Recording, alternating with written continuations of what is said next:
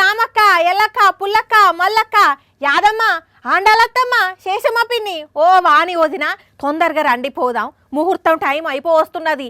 Already తాళి కూడా కట్టినారులే. ఇగో అయ్యో అంటేనే ఉన్నాం, వీడియో దేనే తెచ్చిండ్రు కదా మా వాళ్ళు. ఇక ఈ నుంచి అన్న చూద్దాం పెళ్లి తంతును. ముందుగాలు పెళ్లి పిల్లగాడైన పెళ్లి పిల్లకు బొట్టు పెట్టాలమ్మా. చాలు తీయమ్మా, ముఖమంతా పూస్తావా ఏమిటి?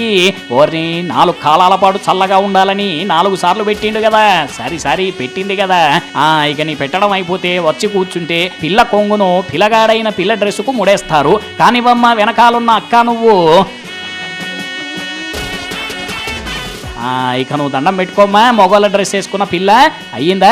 ఇప్పుడు ఇక దండలు మార్చుకునే కార్యక్రమం. లేవాళ్ళిద్దరూ ఒకరికొకరు ఆపోజిట్లో నిల్చొని టెంపరరీ పిల్లగాడు పిల్ల మెడలో దండ వేస్తే పిల్ల కూడా వేస్తుంది. కానివ్వండి.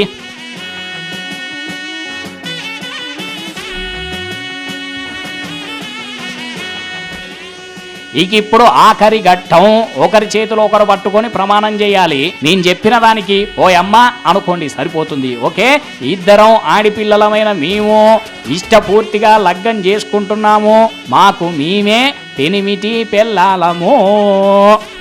రైట్, అయిపోయింది ఇక పెళ్లి. చేలో ఎక్కడికి పోతారో పోండిగా. అర్థమైంది అనుల ముచ్చటేందో? ఎస్, ఇద్దరు అమ్మాయిల పెళ్లి చేసుకున్నారు.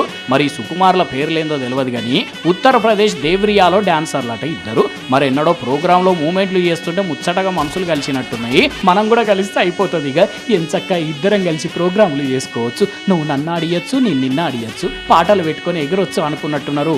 ఒక్కటైండ్రు ఇట్లా.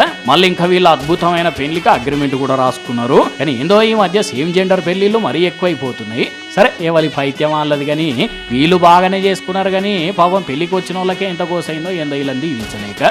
మరి కాదా, శీఘ్రమేవ సుపుత్ర ప్రాప్తిరస్తు అనో, పిల్లా పాపలతో కలకాలం కలకల్లాడండి అనో దీవిద్దామంటే వీళ్ళే పాపలాయే. వీళ్ళకు పాపలు ఎట్లా పుడతారు ఇక?